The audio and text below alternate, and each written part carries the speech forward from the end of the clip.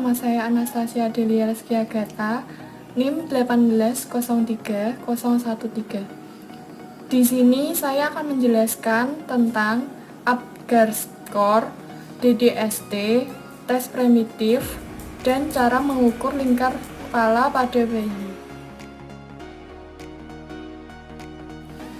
Apgar Score adalah suatu metode sederhana yang digunakan untuk menilai kondisi kesehatan bayi baru lahir sesaat setelah kelahirannya. Tabel Apgar Score terdapat 5 kriteria, yaitu denyut jantung, pernapasan, muskel otot, refleks, dan warna kulit. Terdapat skor 0-1. Saya akan menjelaskan. Nilai 0, warna kulit seluruhnya biru, denyut jantung tidak ada, respon refleks tidak ada, tonus otot lemah atau tidak ada, pernapasan tidak ada. Nilai 1, warna kulit tubuh normal merah muda, tetapi tangan dan kaki kebiruan atau akrosianosis. Denyut jantung kurang dari 100 kali per menit. Respon refleks meringis, menangis, lemah ketika distimulasi. Tonus otot sedikit gerakan. Pernapasan lemah atau tidak teratur. Nilai 2, warna kulit tubuh dan tangan normal merah muda, tidak ada sianosis. Denyut jantung lebih dari 100 kali per menit. Respon refleks meringis, bersin, batuk saat stimulasi saluran napas. Tonus otot bergerak aktif. Pernapasan menangis kuat, pernapasan baik dan teratur. Jumlah skor interpretasi. Skor 7-10 bayi normal. Skor 4-6 agak rendah. Catatan: memerlukan tindakan medis segera seperti penyedotan lendir yang penyumbat jalan napas atau pemberian oksigen untuk membantu bernapas. Skor 0-3 sangat rendah. Catatan: memerlukan tindakan medis yang lebih intensif. DDST merupakan suatu kajian atau metode yang digunakan untuk mengukur perkembangan bayi, biasanya pada usia 4 minggu sampai 6 tahun. DDST sendiri berfungsi untuk mengetahui secara dini problem atau permasalahan yang biasanya terjadi pada bayi. Pada form DDST Denver 2, kita dapat menjadikan contoh, misalnya kita tarik pada usia bayi 9 bulan. Nah, lalu kita tarik ya.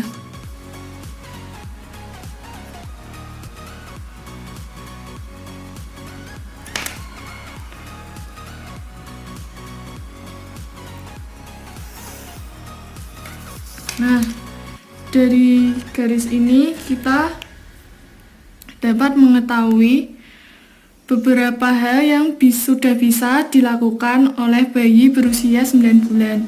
Sebelum itu, terdapat 4 sektor yang harus dinilai dalam Denver 2 ini, yaitu yang pertama personal sosial, kedua motorik halus, ketiga bahasa, keempat motorik kasar. Nah, kita coba lihat ya, personal sosial yang bisa dilakukan oleh bayi usia 9 bulan.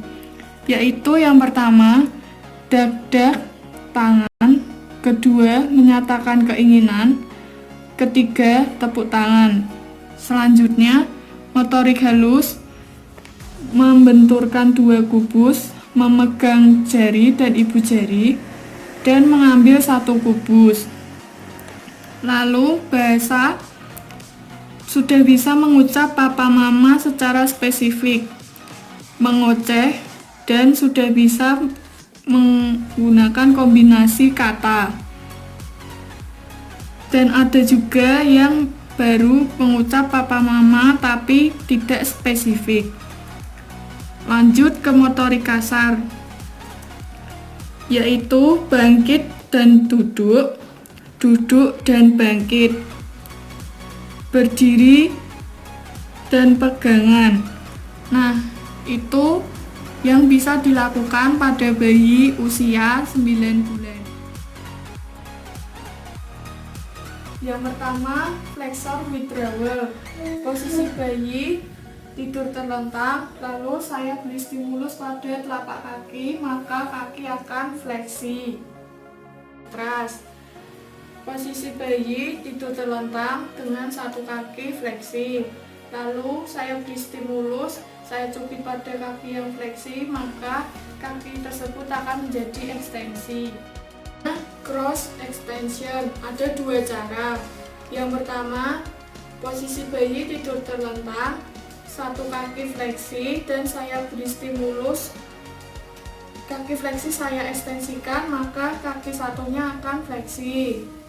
Yang kedua, posisi bayi tidur terlentang, lalu saya beri stimulus pada kaki sini, maka kaki satunya akan menggosok-gosokkan. R. Posisi bayi tidur terlentang, lalu stimulus pada kepala diputarkan ke kanan, maka bayi akan putar ke kanan. N. Posisi bayi tidur terlentang dan saya beri stimulus. Ketika kepalanya saya fleksikan, tangannya maka akan fleksi. Tonic vibrating spine. Posisi bayi terlentang, lalu tangan saya fleksikan, maka tangan bayi akan menjadi ekstensi. Tonic vibrating prone. Posisi bayi tidur terlentang, lalu saya tengkurapkan seperti ini, maka bayi akan seperti tengkurap. Asosiasi bayi saya beri mainan lalu diremas-remas, maka tangan satunya akan ikut meremas. Writing. Posisi bayi tidur terlentang, lalu saya gerakkan kepalanya memutar dan bayi akan memutar ke arah tangan saya memutar. Body writing. Saya putar seperti neck writing. Ini nanti nanu bayi akan bergerak memutar ke arah tetapi perlahan-lahan. Posisi keseimbangan kepala. Posisi bayi disangga seperti mau tengkurap, lalu kepala kalau negatif, kepalanya turun itu tandanya negatif, belum kuat. Tapi kalau kepalanya sudah naik bisa sampai setinggi bahu, itu positif atau sudah kuat. Vertical resting. Posisi bayi seperti disangga seperti tengkurap, lalu pandangan bayi ke depan lurus. Itu tandanya positif. Kalau negatif, kepala bayi akan turun dan tidak terangkat. Pelvic, salah satu pelvis saya angkat, lalu stimulasinya seperti ini, seperti akan merangkak. Posisi bayi tidur terlentang. Nah, saya beri kejutan, maka reaksinya akan lengan akan ABD ekstensi. Now, posisi bayi disangga pada dada dan diayun-ayunkan ke depan ke belakang atau ke kanan ke kiri. Posisi bayi tidur tengkurap, lalu saya tarik pelviknya ke belakang dan saya dorong ke depan. Nah, maka bayi pada posisi akan merangkak seperti ini. Saya akan mengukur lingkar kepala pada bayi.